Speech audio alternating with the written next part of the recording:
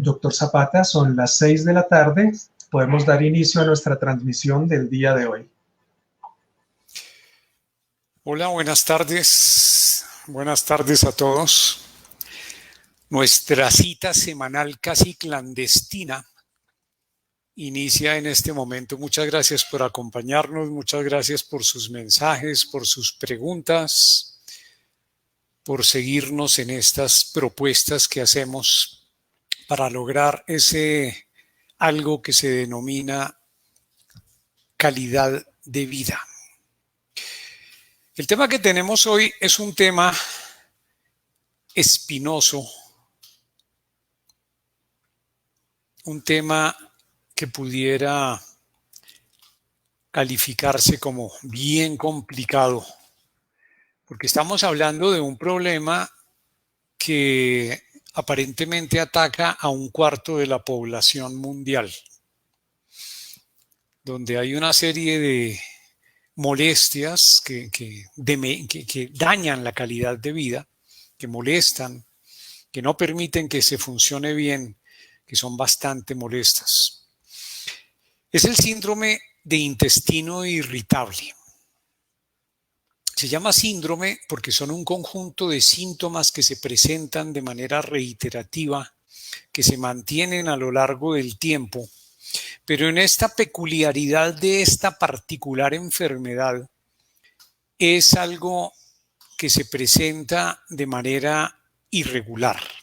Entonces es bueno puntualizar algunas cosas, particularmente porque a partir de algunas preguntas que se plantearon posteriormente en charlas anteriores, hemos llegado a la conclusión que hay personas que están llegando ahorita, que aterrizan ahorita en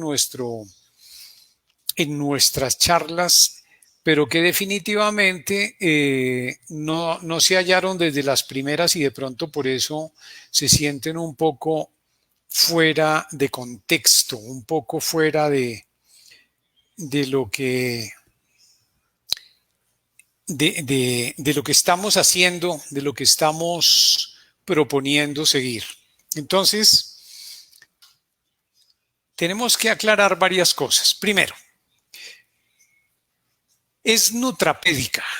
Nutrapédica, en primerísimo lugar, pretende hacer entender, enviar ese mensaje que las enfermedades, ni esta ni ninguna, se presentan por partes. No es infrecuente que tengamos llamadas de personas que nos están diciendo, oiga, es que tengo inflamado aquí o allá, o me duele un dedo en el pie, o se presenta alguna otra situación, y quiero que me ponga acupuntura o que me haga un tratamiento para el dedo.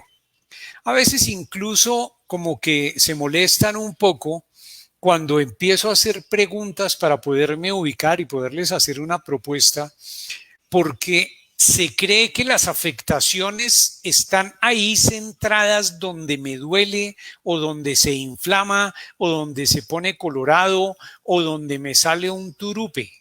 Y eso está lejísimos de ser cierto.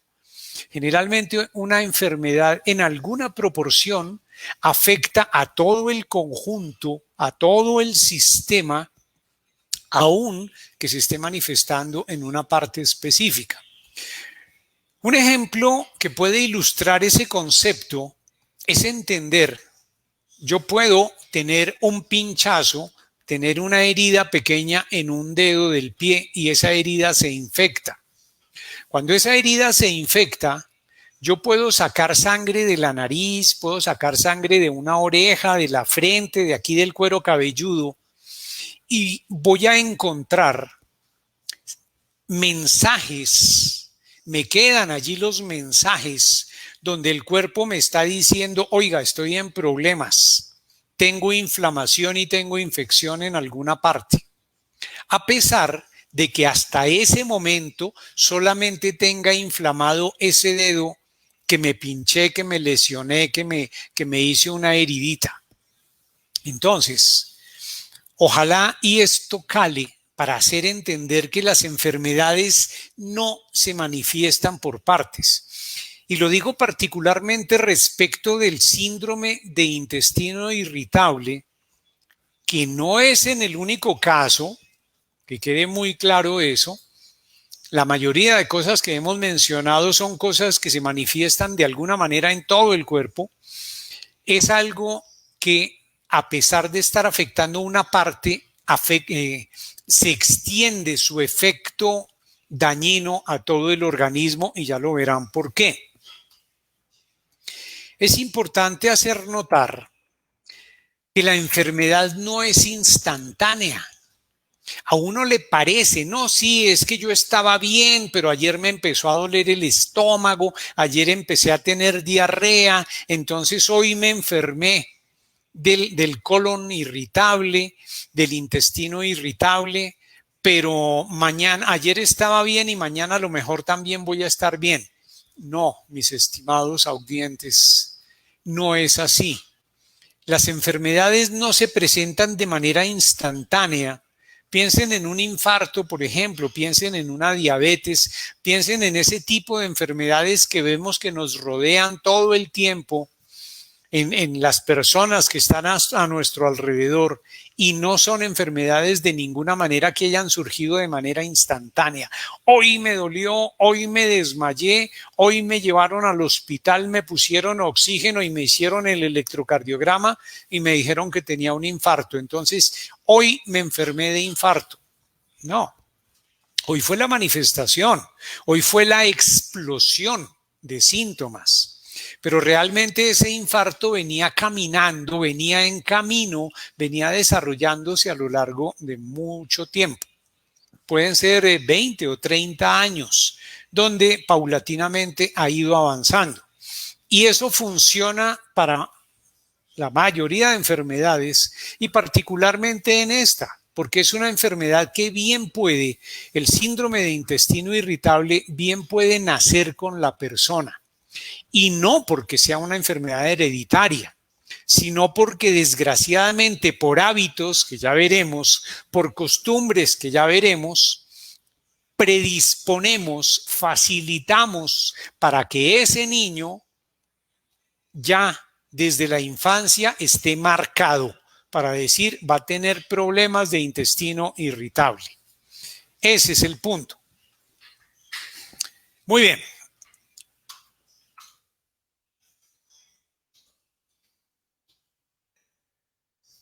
Es comprender que especialmente esta enfermedad, como la gran mayoría, como todas las que hemos hablado, que no son contagiosas, esto no es un COVID, no es un SARS, no es una bronquitis, no es una gripa, entonces de alguna manera no se contagia, no se transmite de persona a persona o no se transmite porque nos pique un mosquito, es algo que se origina o se refuerza con conductas. ¿Conductas qué? Pues generalmente de tipo alimentario, aunque hay otras cosas que afectan también. Entonces, esas conductas, esos hábitos que tenemos predisponen, facilitan para que finalmente aterricemos con el problema en algún momento dado.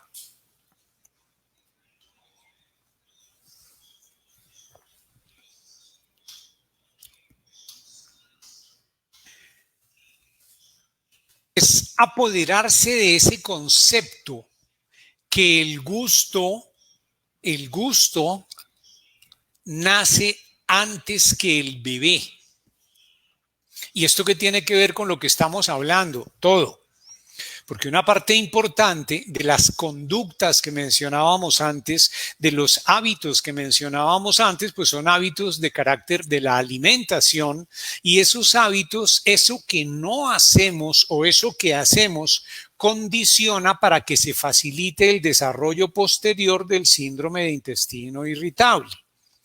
Entonces, desde antes de nacer el bebé, esa mamá que no consume verduras no permite que él pruebe, sienta el sabor de la verdura allá dentro de la barriga de la mamá, y como consecuencia pues no se le puede pedir después que le gusten las verduras porque si usted no se las come. Levanten la mano los que comen verduras todos los días y que le recomiendan a sus hijos que coman verduras? Difícil, escaso, ¿verdad? Entonces, fíjense cómo esas conductas previas nuestras llevan a que ese bebé posteriormente se condicione a una forma de actitud, a una conducta que lo predispone a la enfermedad de la que estamos hablando.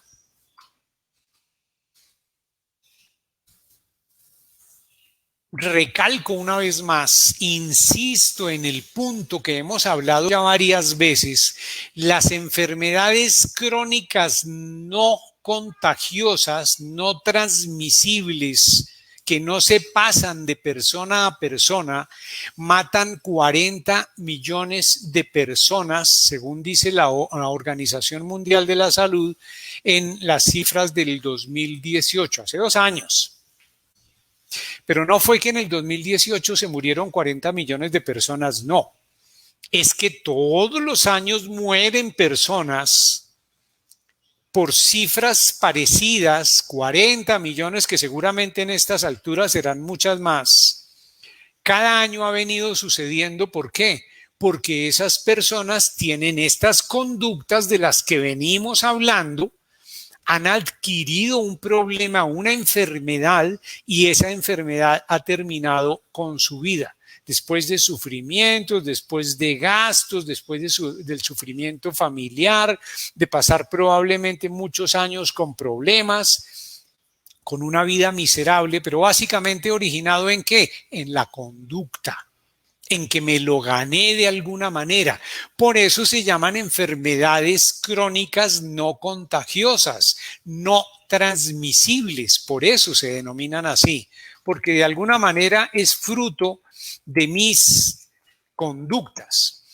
Y fíjense que, según la misma Organización Mundial de la Salud, 17 millones de esos 40 millones de personas, con solo hacer un cambio diminuto, pequeño, minúsculo, en sus comportamientos alimentarios, como es incrementar la cantidad de verduras y algo menos de frutas de su alimentación normal, 17 millones pudieran no morirse, no enfermar.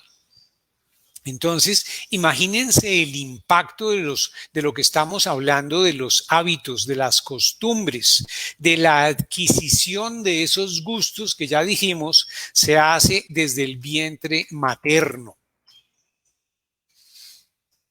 Eso es lo que finalmente hoy día se ha denominado, que ya hemos hablado en varias oportunidades y lo seguimos recalcando, las moléculas bioactivas. Es decir, toda esa serie de sustancias contenidas en las plantas que permiten que nosotros las consumamos y esas bondades que están guardadas en cofre allá en la planta se desarrollen en nosotros. Que ese morado del arándano me proteja de la oxidación. Que ese amarillo de la auyama proteja mis células de los ojos para que no se dañen, que ese rojo intenso del tomate ayude a que mis arterias no se taponen. Eso se llaman moléculas bioactivas y se manifiestan generalmente en términos de colores. Por eso, en mis consultas, en mis recetas, ven ustedes la recomendación: consuma un color distinto cada día de vegetales crudos. De vegetales crudos. Eso se llaman moléculas bioactivas. Esto nos lleva a que se busque la solución antes que el remedio. Indudablemente llega un momento en que se necesitan medicamentos, que se necesitan remedios. Sí, bueno, está bien, eventualmente puede suceder, pero el ideal definitivamente es que no los necesitemos. Puede que eso se vuelva un pésimo negocio para nosotros los médicos, pero no importa.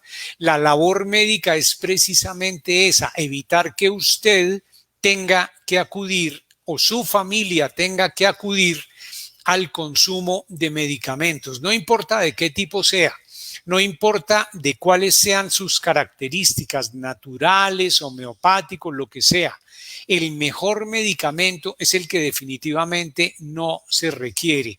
¿Y cómo se evita llegar a necesitar medicamentos? Teniendo hábitos, teniendo costumbres, teniendo conductas protectoras de la salud, que es lo que estamos intentando comunicar a través de todas estas charlas.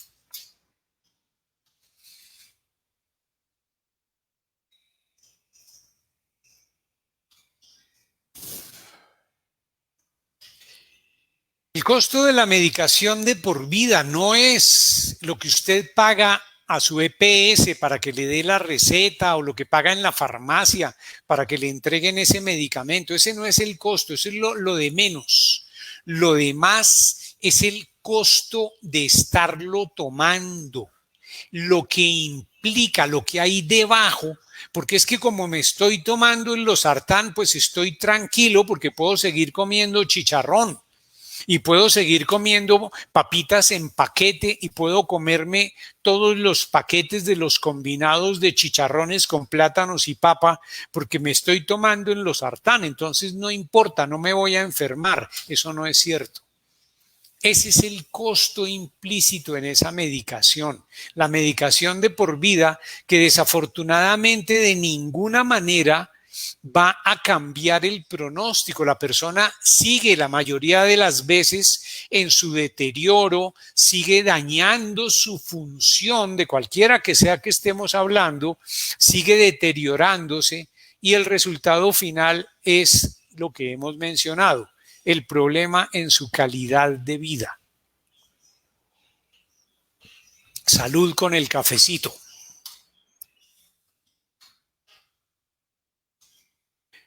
Entonces, se puede comer rico. Nadie está diciendo que tienen que sentarse a comer pasto, como dicen algunos, que tienen que sentarse a imitar los conejos comiendo zanahoria todo el tiempo. Nadie está diciendo que eso deba ser así.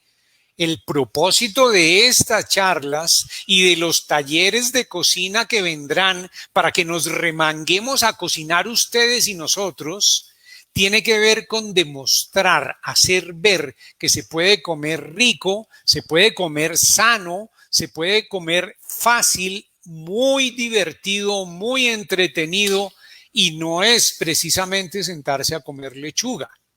En estos días hemos estado haciendo ensayos con el equipo, es un equipo, quienes hacemos esto, somos un equipo. Ustedes saben que de esto participa mi esposa, que es odontóloga, pero al igual que yo, inquieta con la alimentación y lo que buscamos es probar cosas que les puedan gustar después a ustedes. Eso es lo que probamos. Entonces hemos probado cosas absolutamente alucinantes en su sabor, pero con el gran componente, fáciles de preparar, sanas, deliciosas, perfectamente una comida de manteles, una salsa Alfredo para chuparse los dedos con una pasta igualmente, una salsa de boloñesa para unas albóndigas de chuparse los dedos, cero crema de leche, cero sabores artificiales, cero salsas, cero carnes, pero todo muy nutritivo, muy natural, muy sano y muy rico. Esa es la clave. Puedo comer rico, puedo hacerlo, puedo lograrlo. Eso es lo que intentamos y lo que vamos a hacer, lo que veremos en los talleres de cocina que nos van a ocupar después que terminemos este ciclo de charlas. La idea central, lo que hay, la médula, la pepa del concepto que estamos intentando comunicar es que esto nutrapédica es comer para sanar. Eso es el centro, el eje del concepto que estamos intentando comunicar.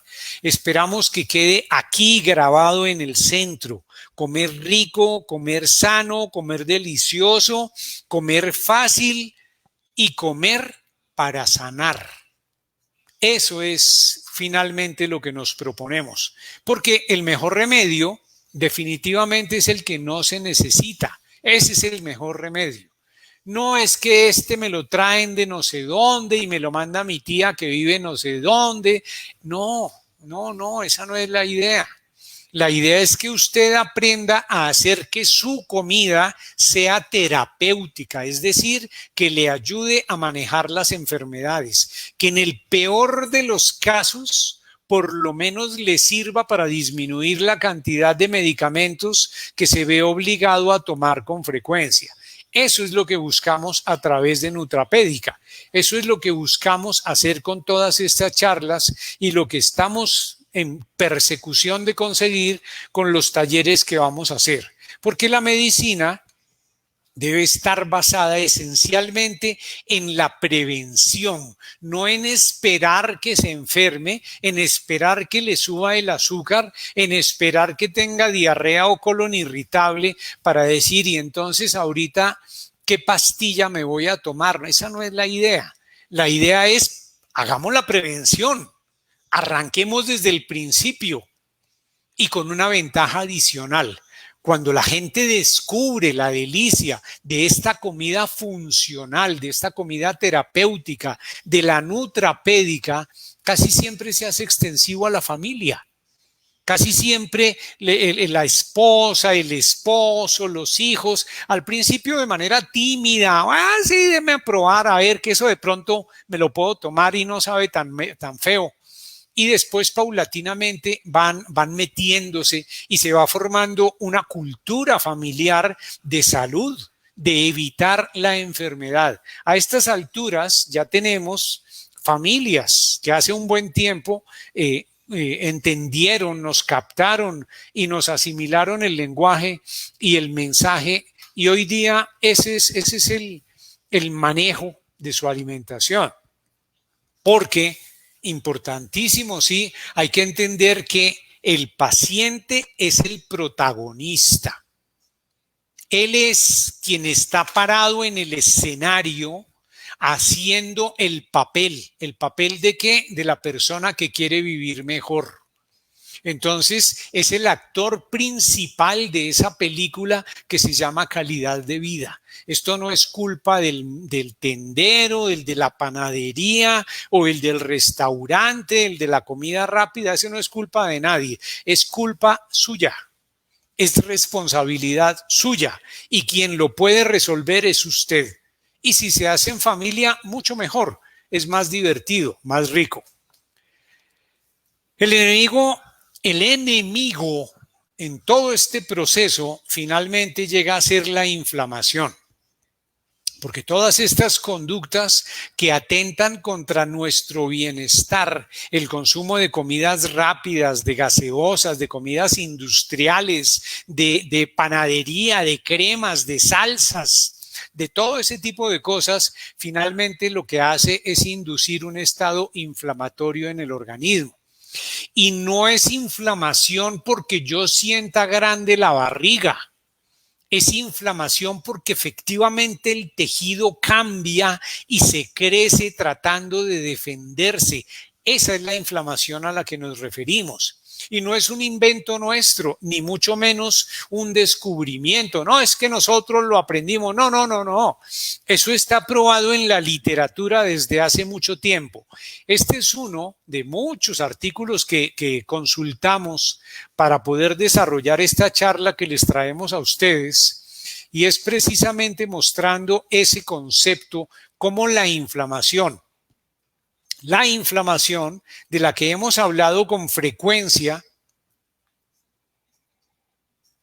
la inflamación sistémica de bajo nivel, es absolutamente determinante, entre otras muchas cosas, para el síndrome de intestino irritable. Esta es una publicación que, como ven, es de la institución de los hospitales americanos. Es una publicación reputada, está publicada en revistas que se revisan cuidadosamente para ver la calidad de su contenido.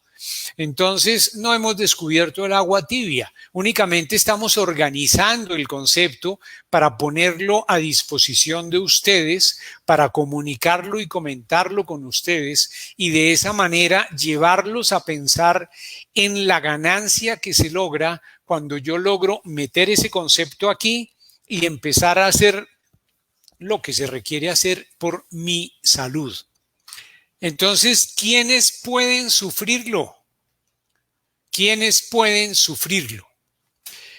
En primer lugar, tenemos que tener clarísimo que la lucha, por fortuna, no es individual, no es un problema mío y se acabó el paseo. No, afortunadamente no es así.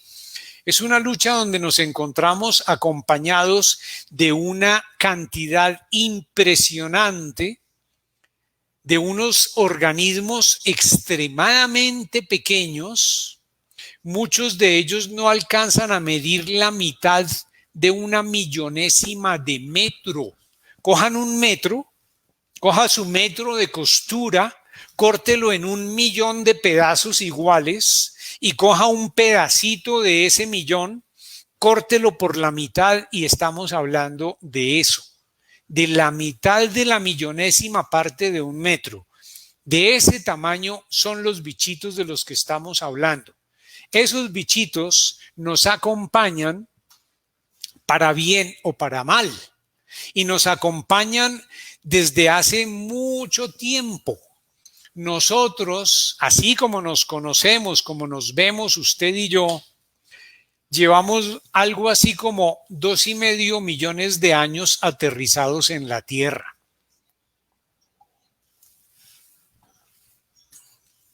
Imagínense, pónganme atención, concentrados, imagínense que llevamos un mes de vida en la Tierra. Todo lo que se ha sucedido, todo lo que ha sucedido está concentrado en un mes, 30 días. En esa escala de tiempo, los primeros 5 días de ese mes, casi una semana, 5 días, transcurrieron sin tener vida.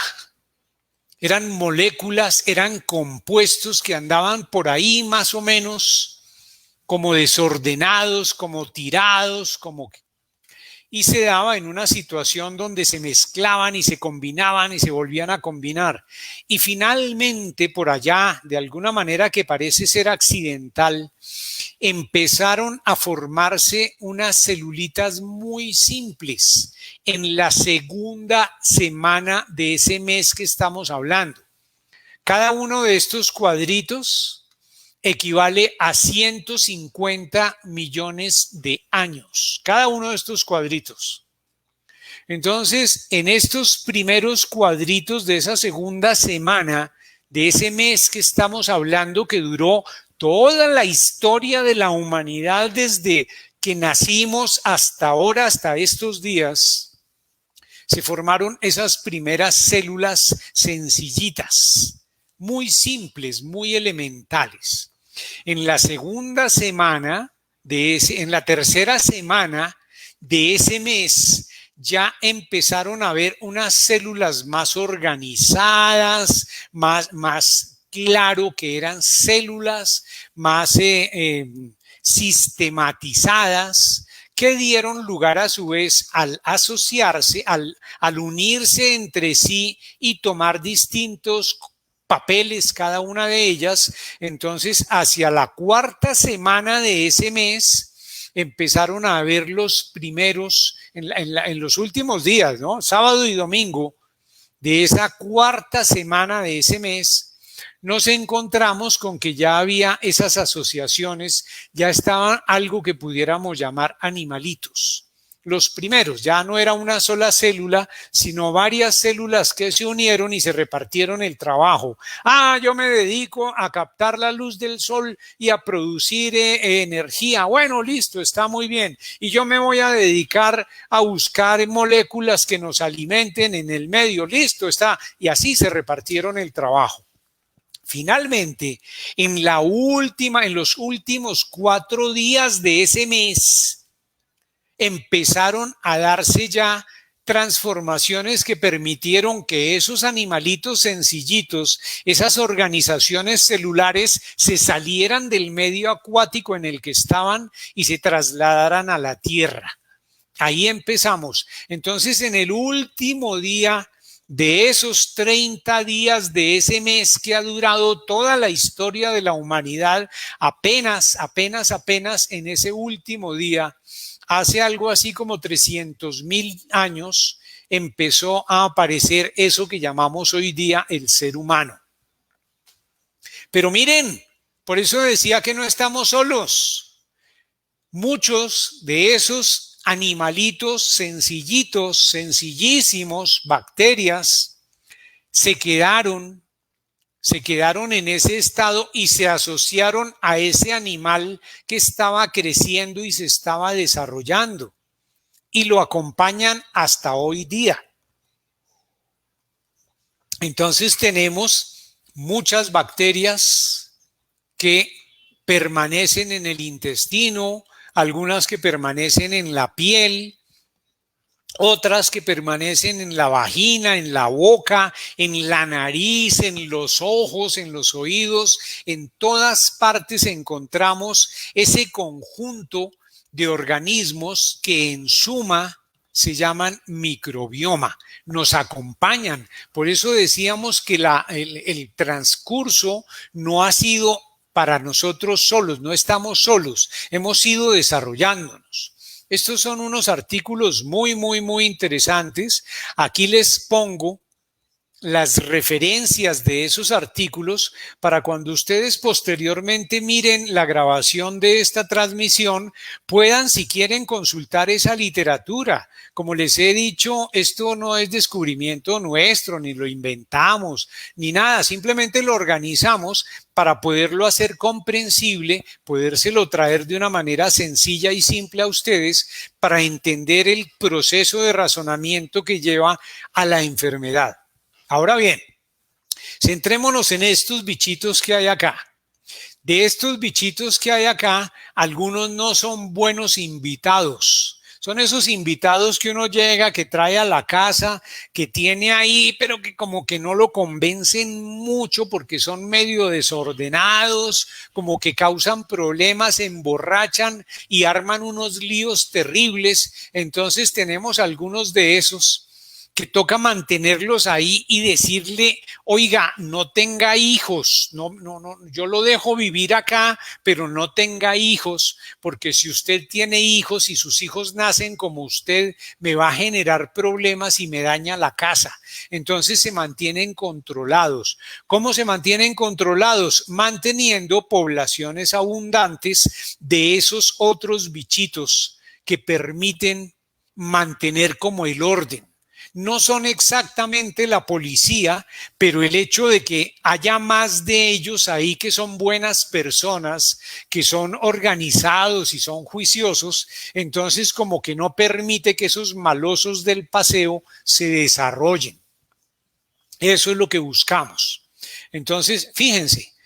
Hay una gran cantidad, una gran cantidad de bacterias que nos acompañan en el intestino, pero no en todos los seres son iguales. Las que usted tiene son distintas probablemente de las que yo tengo o de las que tiene mi hermano o mi esposa o una persona o mi primo. Son distintas, probablemente similares en su tipo, tienen una composición parecida, pero las cantidades varían y algunos tipos varían también. Entonces se dice que ese microbioma, ese bioma, esa biota, esa población bacteriana es casi como la huella digital, única y exclusivamente mía. Se me puede identificar por el conjunto de bacterias que mantengo. Porque ¿de qué dependen esas bacterias? De lo que como. ¿De qué dependen esas bacterias? De mi estado de ánimo predominante. ¿De qué dependen esas bacterias? De si hago o no hago actividad física. ¿De qué bebo? ¿De qué tomo? ¿De si tomo café? ¿De si tomo agua? ¿Si tomo cacao? De todo eso dependen esas bacterias. Entonces, por eso aquí se ven diferencias entre distintas personas. Muy bien. Entonces, fíjense ustedes que hay entre 500 y 1000 especies. Realmente digo bacterias, pero no me crean, no son solo bacterias. Hay varios tipos de animales, hay levaduras de organismos unicelulares, para ser precisos. Entonces, tenemos levaduras, tenemos virus, tenemos otra serie de protozoarios, de células únicas, que son en todo caso entre 500 y 1000 especies. Ahora bien, hay que tener en cuenta que en el intestino de una persona adulta de más o menos los 70 kilos mal contados que pesamos en promedio, estamos hablando de 10 veces más bichos, más microorganismos que células en número de las células que tengo. Lo que pasa es que son pequeños y como son pequeñitos, pues no hacen un gran montón, un montoncito así, pudiéramos reunirlo. Sin embargo, tienen un poderío muy grande y es esto, que tienen muchos millones de genes. Nosotros tenemos 23,000 genes y miren, ellos combinando los buenos con los malos y los no tan malos, tienen una gran cantidad, millones de genes por encima que nosotros. El resultado es que producen muchas cosas, producen muchas sustancias, producen muchos mensajes químicos para comunicarse entre sí y eso de alguna manera nos afecta. Por esa razón, destacamos esa cantidad de genomas que están presentes y están presentes en distintas cantidades en los distintos segmentos. Esto que ustedes ven acá es el intestino grueso, que popularmente se conoce como colon, y tenemos acá el intestino delgado. El intestino grueso son más o menos 1 metro, 1,5 metros, y el intestino delgado son más o menos 6, 7 metros. Eso es lo que tenemos más o menos. De nuevo, aquí está la información relativa al artículo donde aparece esta información, que es bien interesante por demás. Y para que nos asombremos aún más, dentro de esa biota nos encontramos que algunos tipos de esas bacterias producen, aquí hay hongos, ¿no? Este es un hongo, producen mensajeros químicos que afectan el cerebro. En varias oportunidades hemos mencionado. Hay situaciones de enfermedad, de alteraciones de la salud, donde se produce depresión, pero esa depresión no nace aquí, nace abajo. ¿Y por qué? Porque esas bacterias que están presentes allá en el intestino, esos microorganismos que están presentes en el intestino, generan sustancias que afectan el funcionamiento del cerebro, para bien o para mal. Aquí tenemos un resumen apretado de eso que se llama flora intestinal, de ese microbioma, de esa biota, de esa población intestinal de microorganismos y cómo si están presentes determinados tipos, nos encontramos con beneficios muy marcados para la salud porque nos eliminan toxinas. Las carnes asadas, esa carne que estuvo mucho tiempo en contacto con el fuego directo, que se quemó un poquito, esa grasita que gusta tanto para comérsela con la arepa que está asada, esa carne genera cierto tipo de sustancias que al estar en contacto con el intestino pueden, yo no estoy diciendo que sí, que definitivo, que no, pueden eventualmente en algunas personas facilitar procesos de cáncer.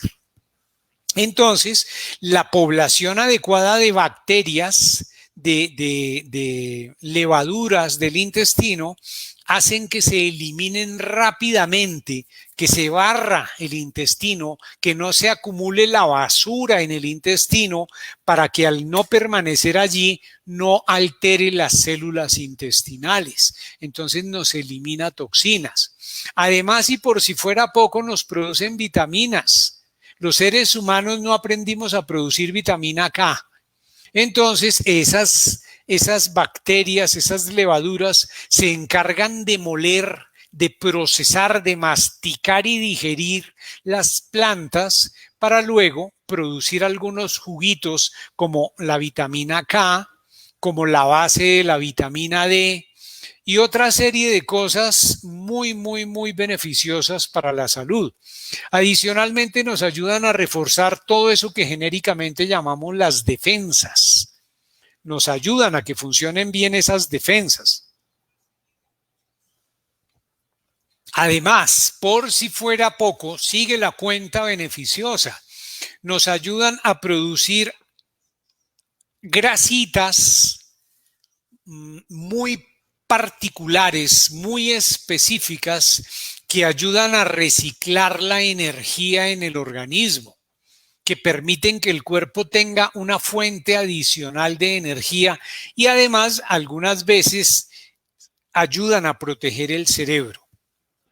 Y por último, dentro de estas que hemos traído a colación, porque hay muchas, esas ayudan a que haya una producción de vasos sanguíneos para renovación de la superficie del intestino.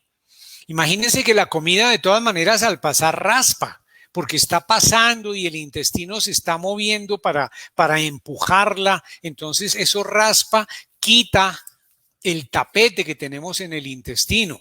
Pues ese tapete hay que reponerlo rápidamente. ¿Y cómo se repone? Porque lo que se produce como parte de la acción de esos microorganismos ayuda a que se formen los vasos sanguíneos que a su vez facilitan, dan nutrición al nuevo tejido que se forma dentro del intestino. En el caso contrario, tenemos circunstancias como si predominan cierto tipo de bacterias, si eliminamos las buenas y dejamos que predominen aquellas malucas, entonces pudiera eventualmente llevarnos a tener problemas como úlceras, diarrea, cáncer de colon, el colon irritable del que estamos hablando, la enfermedad inflamatoria intestinal, el hígado graso, a tener sobrepeso, a tener diabetes, incluso a tener divertículos que se forman como bombas dentro del intestino, que sobresale una capa del intestino. Eso se produce cuando no hay una buena salud, una buena cantidad de bacterias beneficiosas en el intestino. ¿Y cómo se producen? Dependiendo del tipo de alimentación que tengamos. Si en la alimentación predominan las carnes curadas, la carne en general, especialmente la carne roja, la crema de leche, los alimentos industriales, si predomina la panadería, si predominan los quesos madurados, ese tipo de comidas facilita, descompensa y nos lleva a este estado que mencionábamos acá. Esto es una representación de esa alfombrita que les decía que tiene el intestino. Aquí tenemos un intestino sano donde hay una capa gruesa que lo protege, formada por las bacterias que crecen dentro del material que hemos consumido, dentro del material vegetal. Entonces impiden que los malucos del paseo se metan y toquen el intestino. Mientras que si no hay un consumo adecuado de materiales vegetales, la capa es irregular, es delgadita, tiene muy poca cantidad de bacterias buenas, de vecinos buenos, entonces se meten con facilidad los malucos y empiezan a atacar con mayor intensidad ese intestino. Fíjense, y esto es importante destacarlo, todos los efectos que tiene el microbioma en el funcionamiento de nuestro organismo. No solamente que actúan sobre el metabolismo, sobre la forma como producimos y gastamos energía, sino que además actúan sobre el comportamiento. Nos cambian la percepción de dolor. Una persona que tiene problemas de intestino es una persona que tiene como mayor sensibilidad al dolor. Se baja ese nivel al que se siente dolor. Normalmente yo siento dolor cuando me llega el estímulo acá, pero esta persona lo siente acá. Entonces se bajó su umbral de dolor. Y por supuesto contribuyen además con los huesos a formar lo que ya decíamos, la vasculatura intestinal, en fin, a mantener, ayudarnos a hacer el proceso de mantenimiento del organismo para que haya un buen funcionamiento. Está demostrado hasta la saciedad. Este es uno de muchos artículos que hay al respecto, donde se muestra cómo se altera para bien con la flora bacteriana sana, se altera para bien a través del funcionamiento de un intestino sano, un funcionamiento del cerebro sano. Pero si hay cambios en el tipo de bacterias que tenemos en el intestino, igualmente se altera la cantidad de bacterias que tenemos en la forma en que funciona el cerebro. Entonces ahí es donde tenemos las dificultades. Así que este es el resumen apretado de cómo esa microbiota ayuda a que tengamos una buena aptitud deportiva, que tengamos una buena respuesta al entrenamiento en el caso de los atletas, que haya disminución de la inflamación y un mejor metabolismo y que se mantenga el estado de ánimo, la motivación y se disminuya la fatiga. Eso es lo que logramos con esas moléculas bioactivas adquiridas a través del consumo de vegetales. Fíjense que es tan importante, pero tan importante. ¿Se acuerdan que hace un rato mencionábamos que el gusto nace antes que el bebé? Porque el bebé dentro del vientre materno, dentro del útero, está tragando el líquido en el cual está sumergido, el líquido amniótico. Y ese líquido tiene de alguna manera el sabor de eso que está consumiendo la mamá, de la comida que consume. Ahí de esa manera indirecta estamos permitiendo que el bebé pruebe lo que la mamá consume. Así que si la mamá consume vegetales, el bebé de alguna manera transforma su aparato gustativo para que le resulte agradable el consumo de vegetales. Y por el contrario, si la mamá consume otro tipo de comidas, comidas chatarra, comida rápida, ese tipo de cosas, entonces igual el bebé se va a ver influenciado en el gusto. Pero además, fíjense, esto que están haciendo acá no es que el bebé nació muy cansado y con sudor y se lo están limpiando. No es eso. Están haciendo algo que se acostumbra a hacer hoy día, que es una inoculación. Cuando el bebé nace por cesárea, que en vez de pasar por el canal vaginal de la mamá para nacer, nace por una herida en la barriga, el bebé no tiene oportunidad de untarse de las bacterias que tiene el canal vaginal de la mamá.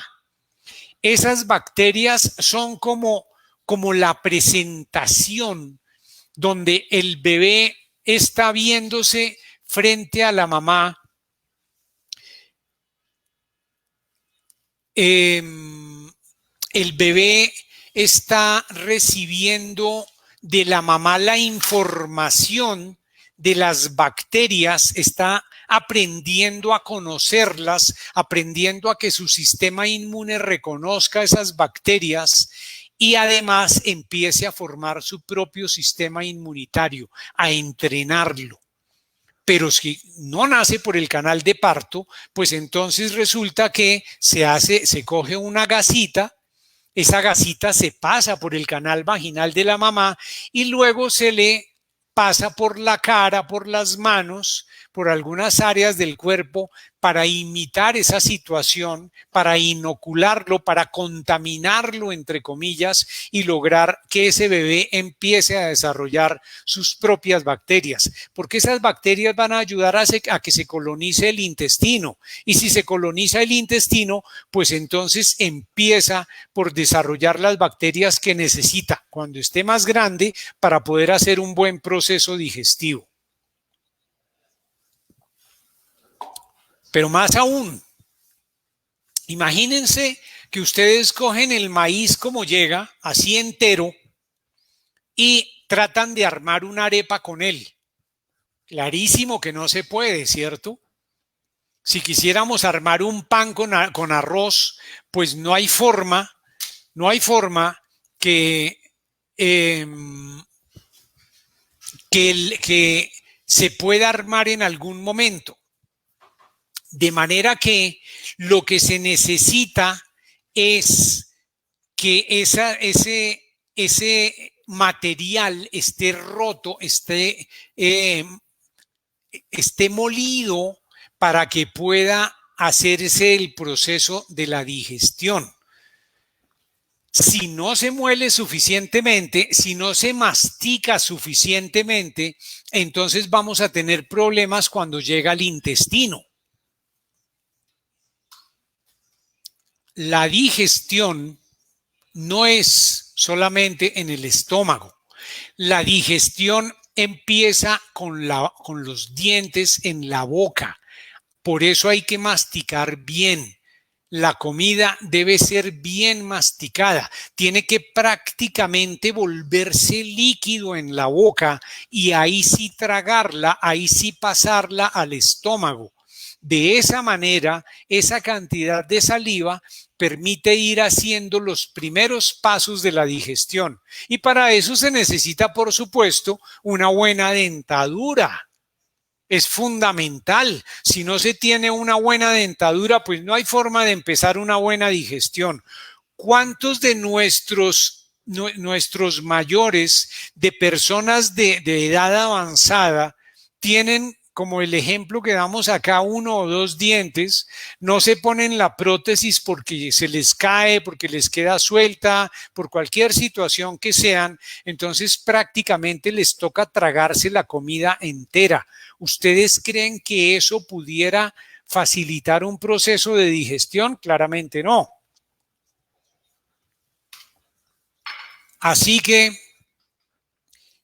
ese síndrome de intestino irritable, ese síndrome de colon irritable, arranca definitivamente desde muchos procesos anteriores, pero no afecta única y exclusivamente el colon. No se queda ahí. Recuerden que dijimos que las enfermedades no son localizadas. No es que mi problema es el colon y lo demás está sano, porque ese colon en estas condiciones empieza a inflamarse. Y como se empieza a inflamar, pues entonces resulta que empieza a producir elementos, mensajes negativos que se riegan por todo el organismo y terminan por afectar, por supuesto, todo el organismo. ¿Se acuerdan que hace un rato mencionábamos que efectivamente hay un proceso de inflamación sistémica de bajo nivel? A eso nos referimos, a que esa inflamación se disemina, se difunde por todo el organismo y termina por alterar todo el funcionamiento de todo el organismo. Por eso, ahí estamos viendo cómo se presentan toda una serie de signos, de síntomas. ¿Cómo se sabe entonces que se está produciendo ese síndrome de colon irritable? Porque empieza a haber dolores abdominales, empieza a haber molestias, empieza a haber esa sensación de hinchazón. Por eso la gente casi siempre habla de inflamación, pero está haciendo alusión, se refiere específicamente a que se le creció el abdomen, a que lo tiene distendido, que tiene gases y puede tener diarrea, puede tener estreñimiento o puede estar pasando de uno a otro. Esos son los signos. Entonces tenemos que hay dolor en el abdomen, que hay cólicos, que hay hinchazón y que cuando evacúa los intestinos mejora un poco. Hay exceso de gases. Esos gases que son frecuentes, son normales, pero en una persona con colon irritable se hacen mucho más notorios. Esa diarrea o estreñimiento que se producen, a veces predomina uno, a veces predomina otro, o se mantienen allí en forma alternante, y a veces se tiene también mucosidad en las heces. El colon produce moco y en algún momento llega a ser tan rápida la salida, tan rápido el tránsito por el colon, que empieza a haber mucosidad. Hay que tener en cuenta que es más frecuente en personas relativamente jóvenes, menores de 50 años. Tenemos también que es más frecuente en mujeres, que es frecuente en mujeres y además es más frecuente en aquellas mujeres que consumen medicamentos para la menopausia por cualquier motivo que la tengan, o que están consumiendo hormonas. Si hay personas en la familia que han tenido problemas de intestino irritable, muy probablemente yo puedo desarrollarlo. La gran duda que personalmente me surge es si es una cuestión genética o es algo relativo a que el comportamiento, los hábitos de alimentación de la familia, pues por supuesto los tengo yo. Ya dijimos que el gusto nace antes que el bebé. Si yo no estoy acostumbrado a comer vegetales, en mi familia eso no existe. En mi familia predomina la gaseosa, la panadería, los paquetes, pues obviamente es más probable que yo tenga ese problema. La gente que tiene ansiedad, que tiene depresión, que tienen problemas de su salud mental, tienen una gran posibilidad de desarrollar síndrome de intestino irritable. Si ha habido maltrato, también se considera que puede esa persona con mayor facilidad desarrollar el intestino irritable. Y por supuesto, en estas personas a veces empeoran, a veces mejoran y a veces desaparecen por completo sus síntomas. Dicen, ya, me curé, ya estoy muy bien. Y a la próxima semana, ¿cómo se resuelve el problema? Primero que todo, como todo proyecto, como todo lo que se va a hacer con un esquema determinado, hay que tener en mente que hay que programar, que hay que planificar la comida. Si hay un tema que me ha costado trabajo desarrollar, les confieso que fue porque es un tema extremadamente complejo, como lo habrán visto. Evidentemente tiene muchos elementos que contribuyen a su origen y a su desarrollo. Entonces, con mayor razón, hay que enfrentarlo para empezar con planificación. Si yo decidí, si me recomendaron que debo consumir vegetales, yo no puedo esperar al lunes a las 6:30 de la mañana a que esos vegetales me crezcan en la nevera, salgan de la nevera y me digan, aquí estoy, hágame un batido. Eso no existe. Entonces yo debo anticiparme a esa situación, debo ver qué voy a consumir, qué voy a arrancar a hacer de vegetales para hacer la planificación respectiva, dónde los voy a adquirir, cuáles voy a adquirir, qué cantidades, con qué los voy a complementar, en fin, debo tener una planificación. Hay algo que mencionan con mucha frecuencia las personas con intestino irritable y es que mencionan que, ay, me dio la ansiedad, es que me dieron unas ganas de comerme un paquete, unas galletas, un ponqué a las 3 de la mañana. Yo no sé si en alguna de las alacenas que ustedes tienen crezcan las galletas o los ponqués o las gaseosas. En la mía no. Entonces, en primer lugar, esa planificación debe incluir también el que yo no debo tener basuras que sé que me afectan. Si yo sé que me afecta comer galletas, ¿para qué tengo galletas en mi alacena? Si yo sé que me afectan las gaseosas, ¿para qué compro gaseosas en primer lugar? Entonces, lo primero que tengo que hacer, pues, es eliminar ese tipo de cosas de mi alacena, ¿no creen? Es lo lógico. Entonces, debe haber una planificación para evitarse las quejas de ansiedad. Ya dijimos que las personas que tienen estrés, pues con frecuencia tienen elementos que hacen que se les produzca más fáciles. Dijimos igualmente que las mujeres son más propensas y especialmente cuando se acerca la menstruación, cuando están durante el periodo menstrual en esas circunstancias. ¿Qué otros elementos pueden desencadenar esta situación? Puede suceder, por ejemplo, que hay intolerancias, que hay alergias a algunos alimentos. Esta es la parte que más trabajo me costó. Mírenme fijamente a los ojos. Escúchenme, por favor. No estoy afirmando de ninguna manera que toda esta lista es una lista maligna de comidas que debo desaparecer por completo de mi vida y no debo volverlas a consumir. Estoy hablando de una persona que tiene alteración en su sistema digestivo y como tal ha desarrollado sensibilidad, una debilidad, si lo quieren llamar así, frente a algunos alimentos. Entonces, de manera temporal, mientras resuelvo el problema de fondo, esa persona puede tener incluida en su lista de cosas que le afectan esto que estamos hablando. Ya hemos hablado en muchas oportunidades que el coliflor es muy beneficioso. Escúchenme bien, no me equivoqué. Es claro, pero en algunas personas que tienen problemas de digestión, pues el coliflor los afecta. Los espárragos, que son muy saludables, los hongos, que son tan buenos que ayudan hasta con el cáncer, no le convienen a la persona durante el periodo de la enfermedad.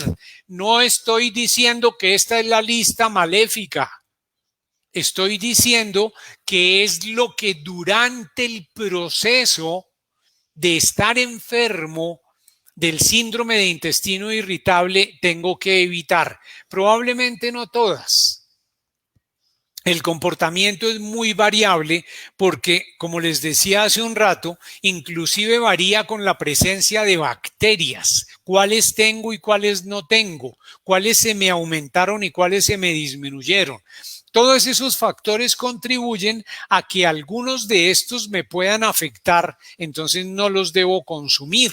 Tengo que tenerlos en la lista, tengo que tenerlos en mente, tengo que tenerlos entre ojos para examinar mi sensibilidad a estos. Y desafortunadamente la lista se extiende y es bastante larga, pero bastante larga, porque incluye también algunas frutas. Estas son las más frecuentes. Entonces, una persona en esta situación del síndrome de intestino irritable, de colon irritable, debiera tener cuidado con algunas frutas como las ciruelas pasas, la feijoa, los dátiles, las frutas enlatadas, el mango fresco y deshidratado, la manzana fresca y deshidratada, los duraznos, tanto los grandes como los chiquitos, los melocotones y los nectarines, moras, uvas, la piña, la pera, el plátano frito, el pomelo, la naranja, esa que parece una naranja, la sandía. Insisto, por favor escúchenme.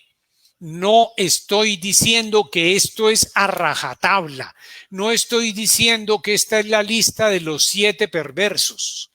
Estoy diciendo que durante el proceso de la enfermedad hay que tener el ojo abierto para mirar, porque probablemente si consumo algunas de estas de la lista, tanto de esta como de la anterior, me van a afectar.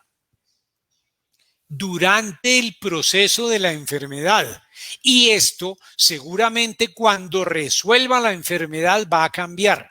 Eso lo vemos con frecuencia. Hay niños que vienen con diagnósticos de alergólogos que los han estudiado y le dicen prácticamente ese niño es alérgico a la mamá. Y resulta que al hacer el tratamiento, que al mejorar su situación, desaparecen sus alergias. De manera que es una lista relativa, tentativa, temporal. Esto sí, ni se diga. Esta sí pudiera decir que es una lista perversa, porque en cualquier circunstancia estos son elementos que contribuyen a que se altere el intestino, los derivados lácteos y la leche misma. Entonces, una persona con problemas intestinales, con síndrome de colon irritable, no debiera ni siquiera mirar los comerciales de televisión relacionados con leche. Aquí están preparando el helado de paila. ¿Se acuerdan que en muchas oportunidades les he dicho que las grasitas contenidas en las nueces son muy saludables?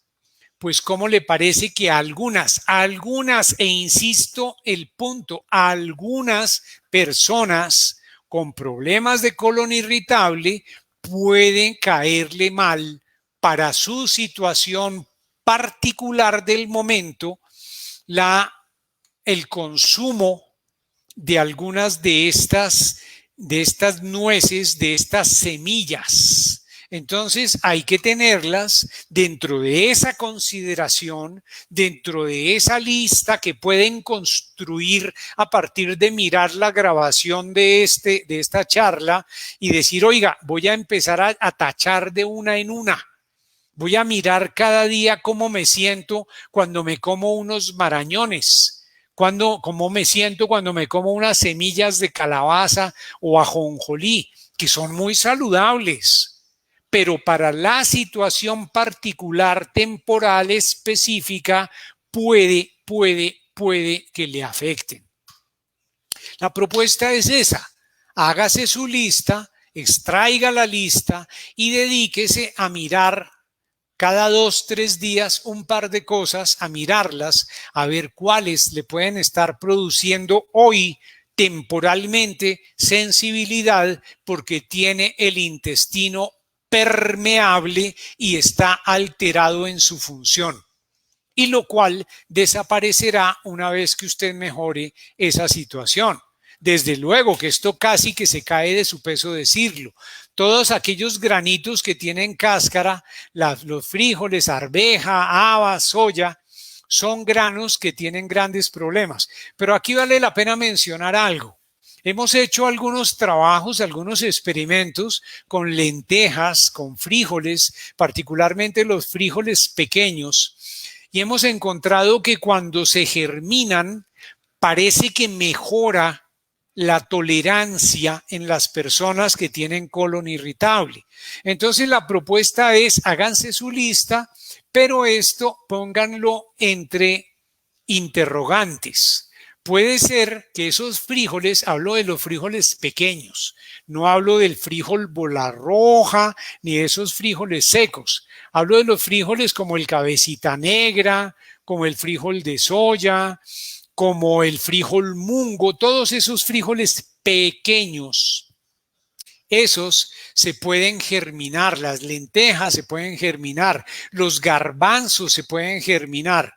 Y una vez que tengan la raicita relativamente grande, se consumen en algo parecido al arroz chino, en wok, con cocimientos mínimos de 5 o 10 minutos, con especias naturales, con condimentos naturales, lo prueba y a lo mejor descubre que así sí los tolera y puede tener una alimentación más nutritiva y más variada. Porque con todo esto se generan problemas de nutrición. Si se hace restrictiva, cada vez más restrictiva la lista, pues su organismo no tiene con qué construir. Y si no tiene con qué construir, pues es más fácil que se enferme. Y si se enferma más fácil, pues no hay forma de salir del círculo vicioso. Entonces, vale la pena hacer el ensayo poco a poco. Esto es un proceso que probablemente tome un tiempo, pero toma mucho más tiempo permanecer enfermo de colon irritable, entonces vale la pena el trabajo de investigación. Este es otro que junto con los lácteos definitivamente no, ni vale la pena tocarlo porque es algo que definitivamente afecta. Se salvan de pronto aquí la harina de amaranto, de pronto, pero de resto todo esto es algo que definitivamente no hay que tener contacto.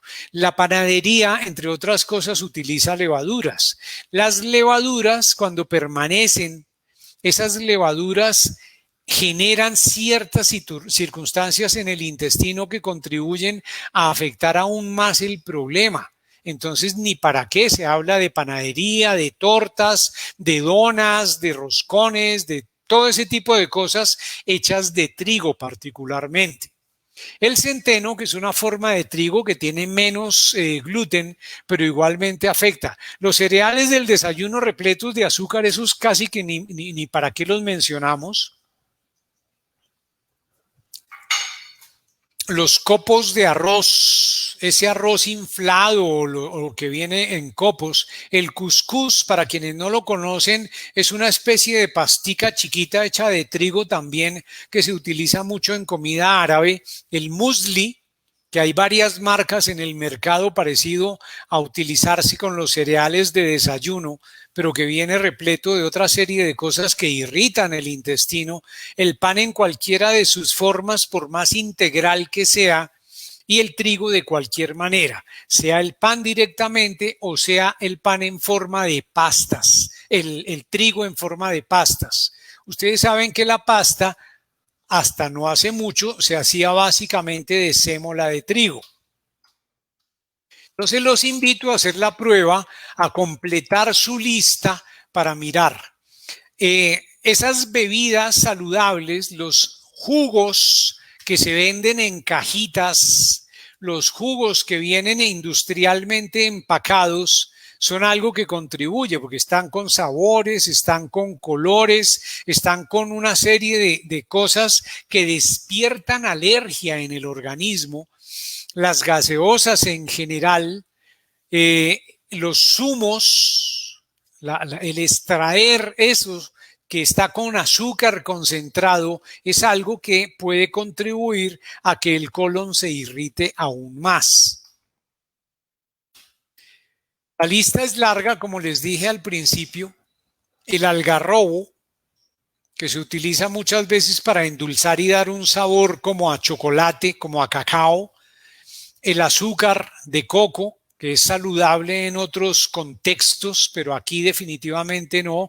Las barritas esas de cereales que se venden, que hoy día son muy populares como para el deporte, pero que vienen repletas de azúcares. Las salsas industriales, la mayonesa, la salsa de soya, la salsa de mostaza, todo ese tipo de cosas. Los precocidos en general no son buena idea para el colon irritable. Venden unos jarabes para endulzar que se supone que son saludables, pero realmente tienen un gran contenido de fructuosa y no solamente alteran el intestino, sino que además contribuyen a aumentar de peso. Estos son el xilitol, el sorbitol, la inulina, todo esto, todo esto son compuestos que se utilizan para darle sabor dulce a muchas de las cosas que se hacen industrialmente y contribuyen a que las personas tengan problemas en su intestino. La gran pregunta entonces es, ¿qué se puede comer? Y la respuesta desafortunadamente no es muy buena. Tiene un enorme depende de. Como ya han visto, a pesar de que el problema tiene manifestaciones únicas, puede tener muy distintos componentes. En alguna persona puede predominar el problema de índole emocional porque vive con mucho estrés. En otra persona es el tipo de comida que consume. No es que yo voy a restaurante vegetariano. Sí, correcto, va a restaurante vegetariano, pero ¿usted sabe con qué aceite le fritan las croquetas que le dan? Entonces, todo ese tipo de cosas hace que sea muy difícil hablar de alimentos específicos. Por eso preferimos en esta charla de hoy hacerles la lista de qué puede agravarlo para que más bien dentro de lo que no está incluido en esta lista, al menos en principio, pueda empezar a buscar aquello que le afecte menos para empezar a resolver su problema. Muy bien. Esperamos que esto les haya ayudado, les haya contribuido a aclarar algunos puntos respecto de la situación de su intestino irritable. Les agradecemos muchísimo que nos hayan acompañado en esta charla y estaremos pendientes para recibir sus preguntas. Muchas gracias por habernos acompañado hoy.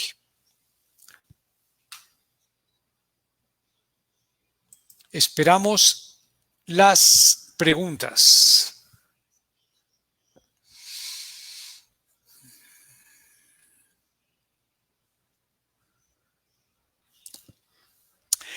Harina de sagú es una buena harina, Laura. Es una harina que permite hacer varias cosas, permite sustituir el pan, permite sustituir varias. Entonces eso mejora la situación del intestino y no le aporta trigo y esas cosas que lo pueden alterar. Entonces la respuesta es sí, puede utilizar harina de sagú. Es saludable para estos propósitos.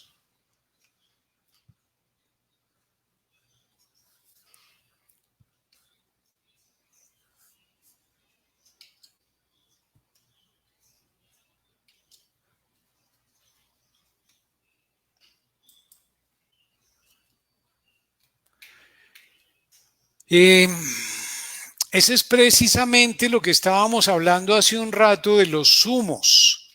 ¿Cuál es el problema de los jugos? El problema de los jugos de fruta, estoy hablando de los jugos de fruta, es que contienen demasiado azúcar. Típicamente para hacer un jugo se utiliza una gran cantidad de fruta. Si yo voy a hacer un jugo de mandarina, entonces el vaso de mandarina me incluye unos 10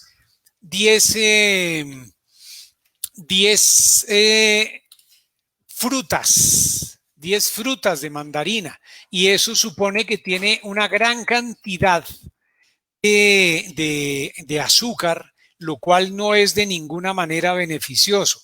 Así que preferiblemente los zumos no. Consumir la fruta, si desea, consumirla entera, y los los jugos preferiblemente dejarlos para aquellas verduras que puede consumir.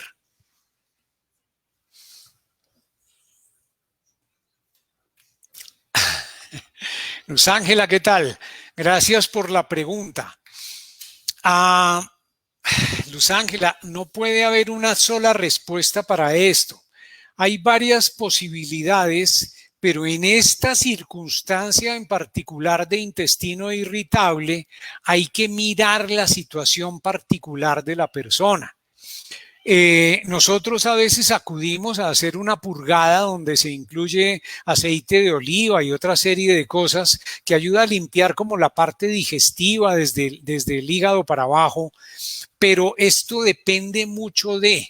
Entonces hay que mirar el caso específico, pero una buena forma, por así decirlo, de limpiar es el consumo habitual de vegetales, porque la fibra limpia arrastra toxinas en el intestino y es la forma más amable de hacerlo. Hay algo que se conoce como psyllium.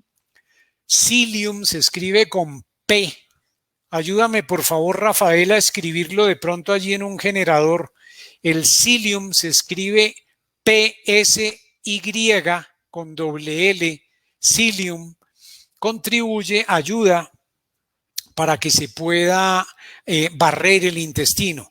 Ese mismo, exactamente. El psyllium puede ayudar a que se limpie el intestino, así como se hace con la fibra proveniente del salvado de avena, no el salvado de trigo, el salvado de avena. También ese tipo de fibras ayudan a barrer el intestino. El problema es que en algunas personas de colon irritable, el exceso de fibra les puede precipitar la diarrea. Por eso hay que ser muy específico en estos casos para buscar qué se le ofrece a la persona.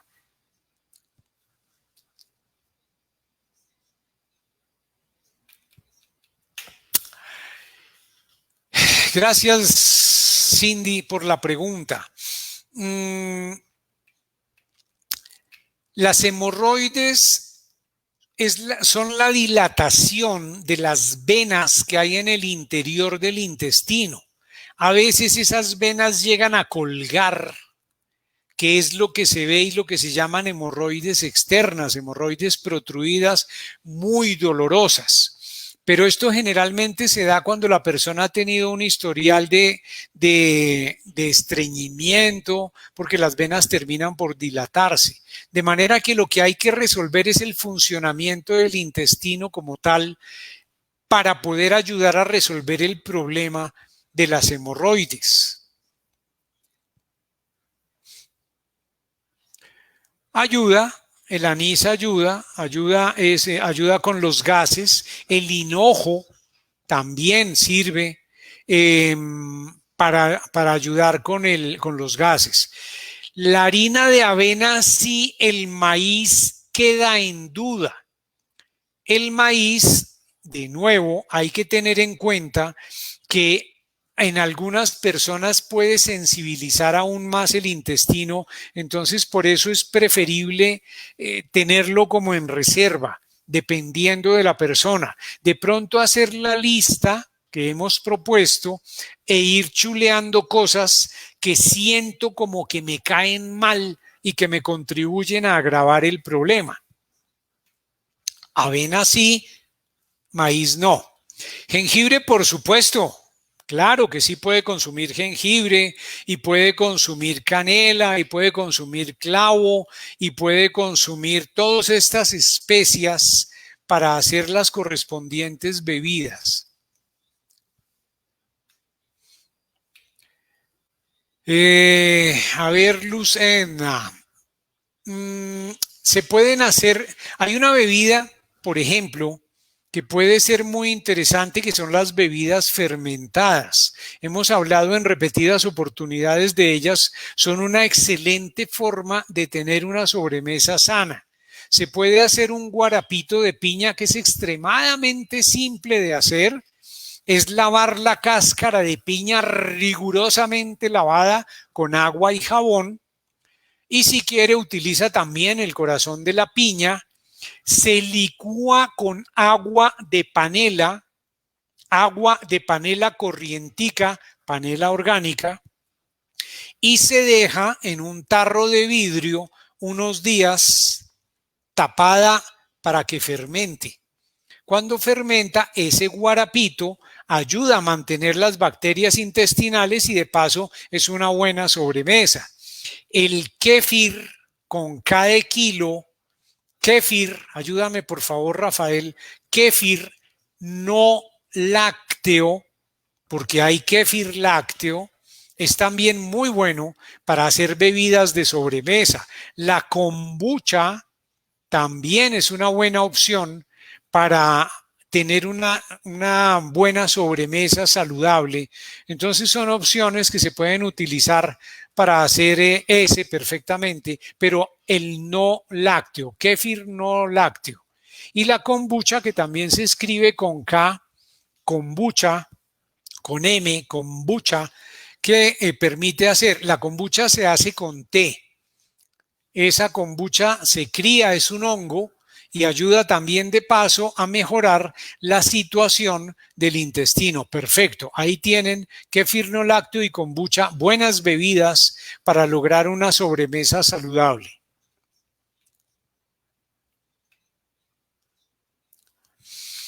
En eso estamos absolutamente de acuerdo, Rosmira. Un saludo, un abrazo y definitivamente sí, estamos completamente de acuerdo. Por eso decíamos que hay un gran depende. Entonces, si uno hace la lista con juicio y empieza a chulear cosas, puede descubrir qué es lo que le afecta y qué no. Entonces hay que revisarlo, hay que mirar, hay que pasar por esa lista para saber qué es lo que puede estarme afectando.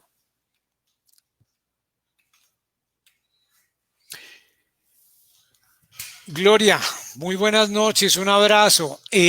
Las leches vegetales son excelentes, excelentes, pero hechas en casa.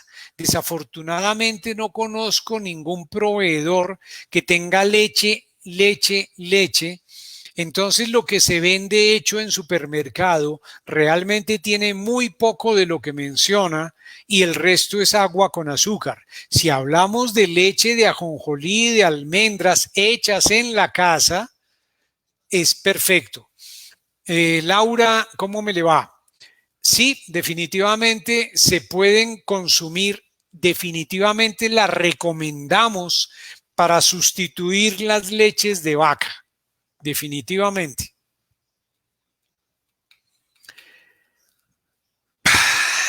Pero es que volvemos a lo mismo, Andrea. El problema es que se concentran los azúcares. A ver, un momento. Estamos hablando de jugo de verduras en las personas que tienen problema de colon irritable. Hemos venido trabajando con jugos de verduras hechos en extractor y funcionan muy bien para ir alternando. El afrecho que queda se utiliza para con una pequeña cocción, 5 minutos, 3 minutos, a bajo fuego, se hace una crema decente de verduras. Entonces se utilizan las dos cosas. Si estamos hablando de eso, sí. Si estamos hablando de jugo de extractor de frutas, definitivamente jugo en ninguna forma lo recomendamos de frutas. Claro que sí. La cúrcuma protege y protege muchísimo. La cúrcuma es un excelente controlador de la inflamación y ya dijimos que uno de los problemas del colon irritable es precisamente la inflamación que está detrás. Entonces sí, definitivamente sí. De hecho hay algo que se llama leche dorada, que es muy rico, que se hace con la cúrcuma, con leche de coco y con prácticamente las especias que uno quiera. Se hace una muy buena bebida. Y ayuda mucho con la inflamación en el caso del colon irritable.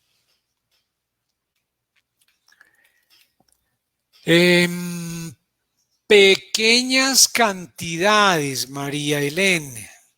Definitivamente pequeñas cantidades, muy pequeñas. El guarapito, vasito pequeño, casi que pocillo tintero. Sí, puede consumir una pequeña cantidad, a menos que definitivamente esté muy descontrolado. Las bebidas fermentadas convienen desde luego que sí, particularmente si estamos hablando de la kombucha no se hace con azúcares de ningún tipo, entonces la puede beber. Los demás, si hablamos del kéfir no lácteo, que hay que hacerlo con azúcar, si estamos hablando del guarapito de piña, que hay que hacerlo con la panela, entonces en los diabéticos es una cantidad mínima, muy pequeña, un pocillito diminuto, porque en este caso se habla de inoculación, es decir, lo unto de bacterias saludables para que le ayuden en su intestino. Sí, señor, así es. Ese es el segundo cerebro y hace tiempo se está hablando de eso, que definitivamente tenemos dos cerebros y uno de ellos está en el intestino. Gracias por la observación.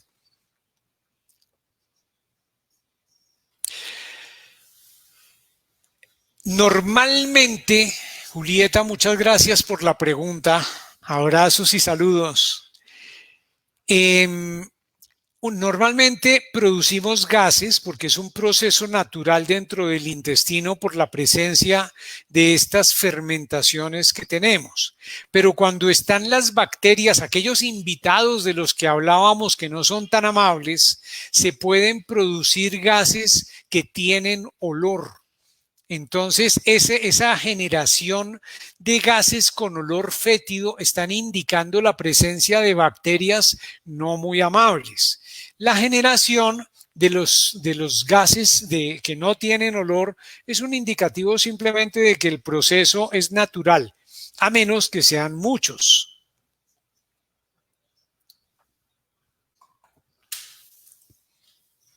Buenas noches.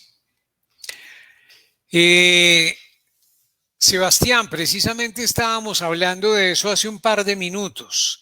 Estábamos diciendo que el guarapo de piña, por ser hecho con panela, a pesar de que las bacterias consumen una buena parte de esa panela, pues de todas maneras contiene carbohidratos. Entonces, un diabético, si no está muy descontrolado de su azúcar, puede consumir una pequeña cantidad.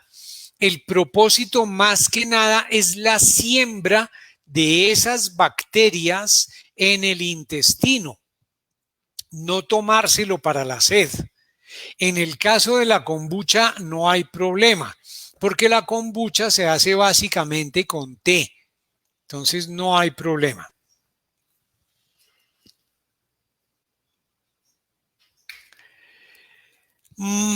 A mí el azúcar, si hablamos de azúcar como azúcar refinado, blanco, bonito, definitivamente no me simpatiza en ningún caso. Entonces, yo no lo recomiendo para ninguna circunstancia porque genera inflamación.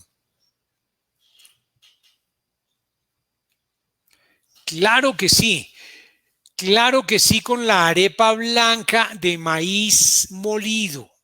Si estamos hablando de inflado, preferiblemente no, pero se pueden hacer panquecas, se pueden hacer muchas cosas que ya enseñaremos en el taller de cocina, muy fáciles de hacer. Nosotros dentro del ensayo para el taller de cocina estuvimos haciendo, por ejemplo, unas arepuelas de auyama con harina de arroz. Quedan perfectamente tostadas, muy ricas para consumirlas con otra cosa. No saben a verdura, tienen un sabor muy agradable y se pueden hacer de dulce o de sal. Lo que pasa es que a uno como que no le suena que puede hacer arepas de auyama y resulta que sí y son muy ricas y nutritivas. Pero en general los cereales inflados no son buena idea, no los recomendamos en ningún caso. Con mucho gusto, Rosmira. Gracias por acompañarnos. Julieta, muchas gracias. Un abrazo. Muchas gracias por habernos acompañado. Estaremos viéndonos en 8 días y prepárense para los talleres de cocina que van a ser varias sesiones. Esperamos que nos acompañen. Muy amables por acompañarnos. Una feliz noche y un intestino en paz. Gracias.